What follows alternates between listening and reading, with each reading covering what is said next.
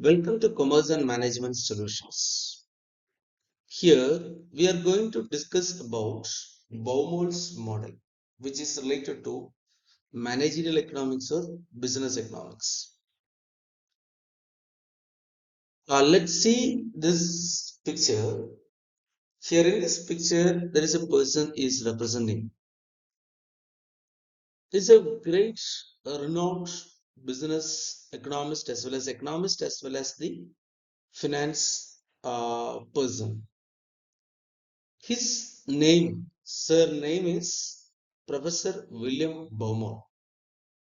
He has created and he has developed one theory for the firm that is called as Baumol's model.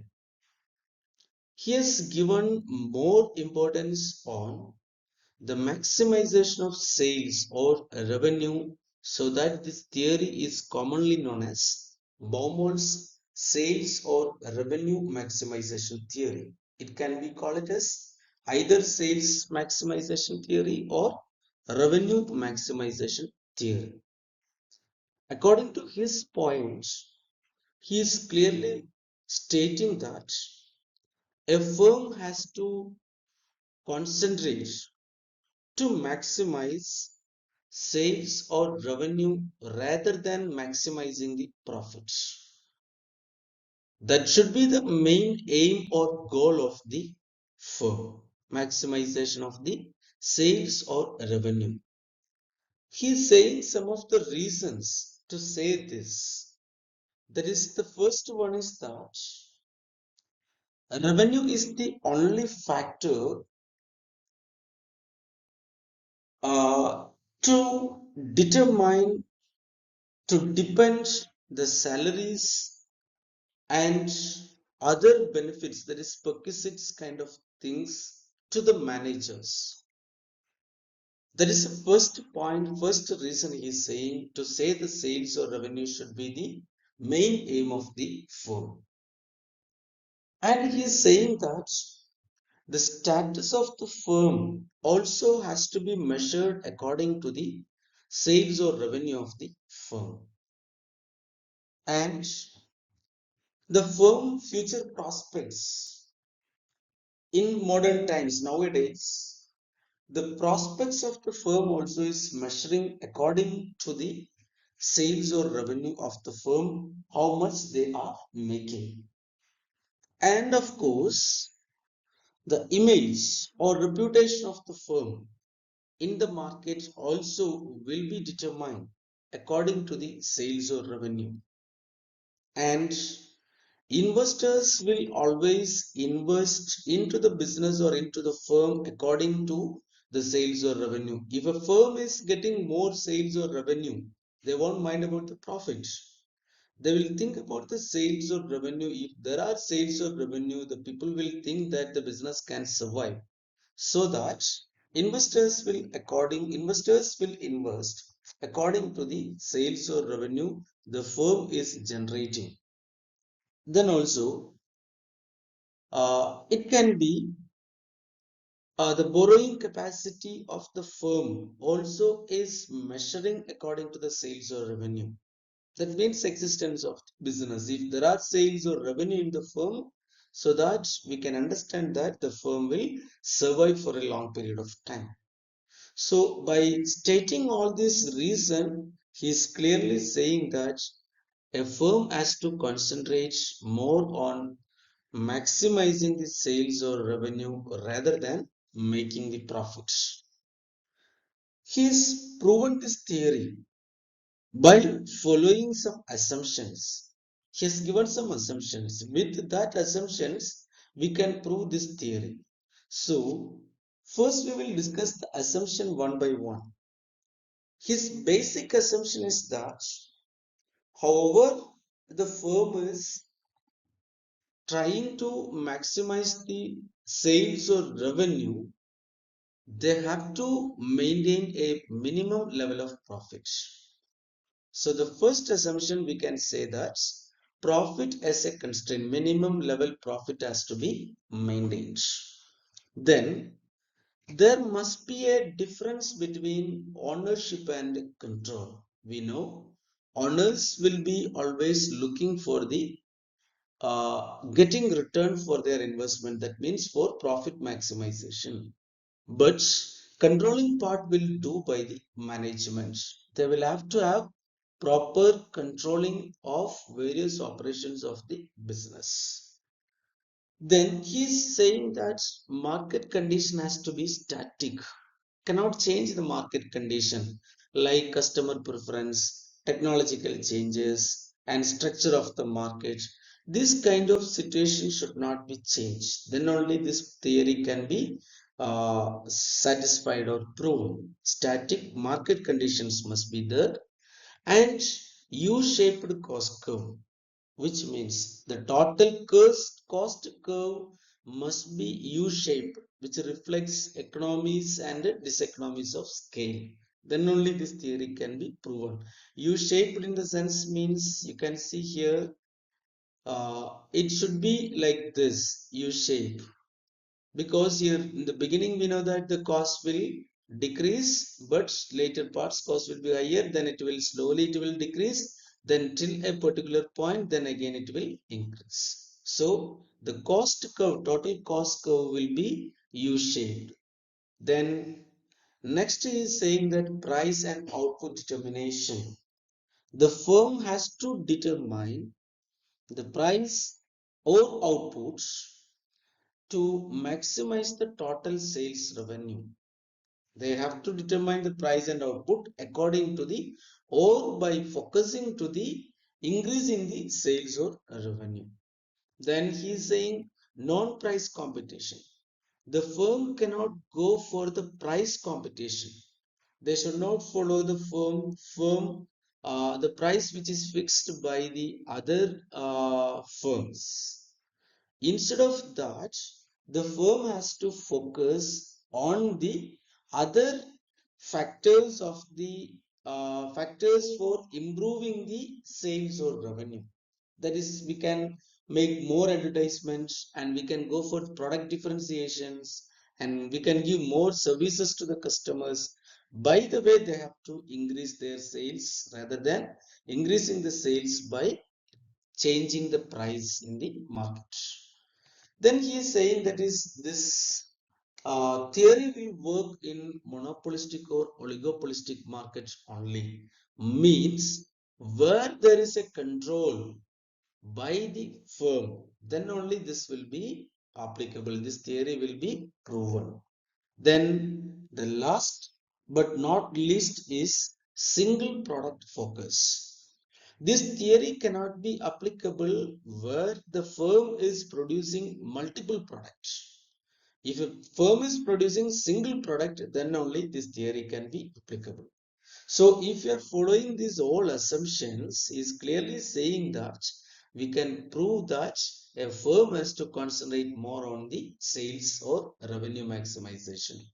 The first assumption, profit as a constraint. Second assumption, separation of ownership and control. Third assumption, static market condition. Then next one is U-shaped cost curve, price and output determination, non-price competition, monopolistic or oligopolistic market, and single product focus.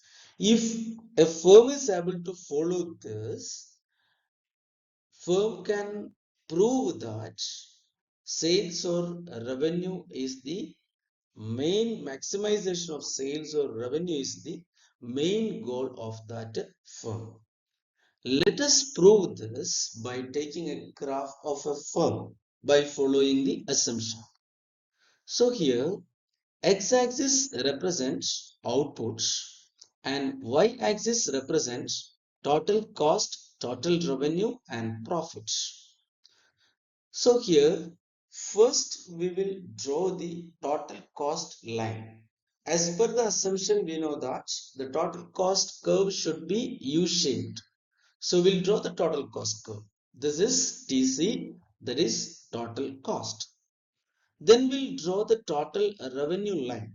This is total revenue line which follows the assumptions, because we know that some of the conditions, some of the assumptions are there, like no price competition, and price and output determination only on focusing the sales or revenue maximization. By following that assumptions, the total revenue will increase to a particular point, to maximum point, then it will start decreases. So this is total revenue curve. Then we'll draw the total profit line. This is called as total profit line of the firm. And we know the first and basic assumption of this model is that profit constraints. So to prove this, we need to maintain a minimum profit line. So this is called as MP, that is minimum profit line. Then hope you clear this graph. That is total cost line TC, TR total revenue curve, then TP, that is total product, total profit, MP, that is minimum profit. These are the curves we draw as per the assumptions. So let us see here, as per following the basic assumptions of this model, we can identify different models from this graph. There are three models are there in this graph, where the total profit according to the total revenue, that means total sales, and according to the profit level of the firm, we can identify the different models. The first model where we are taking it is where the total product is max, total price profit is maximum, where the total profit is maximum. We will take that point. Here you can see at the point B, total profit is maximum. So QB is the profit, maximum profit. At the time, this total revenue or sales is T at the point T. Then we'll see one another area. So the first model is called as OQ. The name we can give that is OQ model. Then we will identify one another model here where the profit, that means the total profit is touching the minimum profit constraints. At the point here you can take C, see this at this point, the minimum profit and total profit is same. There we are following the total profit and minimum profit are same, and you can see here the sales or revenue is at the maximum. Then the first model sales. So here this model we can say it as OQ1 model. And we will take one another model where the total revenue is in the peak. Let's take this area. So here we can see the profit is very low. That is, profit is only Q2 to S. Then the revenue is very high. So let us analyze all these three models. There are three models. The first model is that, which is the first model is OQ is the first model. OQ is the first model. Then we have OQ1 we have, then OQ2 we have. Let's see one by one. At OQ model, what is happening? The profit is maximum. Total profit is maximum, that is above the minimum profit line. And the total revenue is not maximum, that is in the minimum point. You can see at this point, this is the minimum point. So here total revenue, total sales is minimum, but total profit is maximum. Then next model you take, that is OQ1 model. At this model, total profit and minimum profit are same and sales is in the maximum at OQ1 model. Then you take OQ2 model. At OQ2 model, the profit is, total profit is only this much, only S2 Q2. That is only the profit. This is very low, but revenue, you see, revenue is very higher. So in this model, that is OQ2 model, profit is very low, but revenue is more. So here, which model we can accept? There are three models. One is OQ, second one is OQ1 model, then third one is OQ2 model. These are the three models Out of this, we can accept the model OQ1, because this model we can be accept because at this point the firm is getting minimum profit and also the sales is higher than the OQ model. So that we can accept the model OQ1 because at the OQ1 model the profit level is minimum, which satisfy the basic assumption of the theory, and also we are getting the sales at a maximum point. So we can accept this model. That means OQ1 model we can accept as per the theory. Hope you clear about this. Please watch the video again and again, then you will be getting more clarity on this. Let's take the other points regarding this Baumol's model. Of course, there are some limitations of this model. So we'll discuss weakness of B model, that means Baumol model.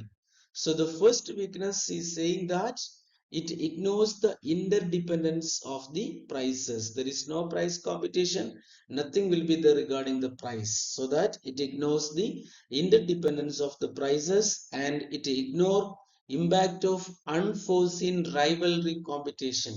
We can't predict the competition, what is going to happen in the market. So this theory is not depending on the market conditions. Say they are saying that is market conditions should be same, there is no change in the market structure also, so that it ignores the impact of unforeseen rivalry competition, and no talk about the industry equilibrium. It talk only about the firm's equilibrium, it's not talking about the industry equilibrium. And the Kingsley demand curve may stay for a long period. We can't say that exactly what will happen in the oligopoly market or in the monopolistic competition markets.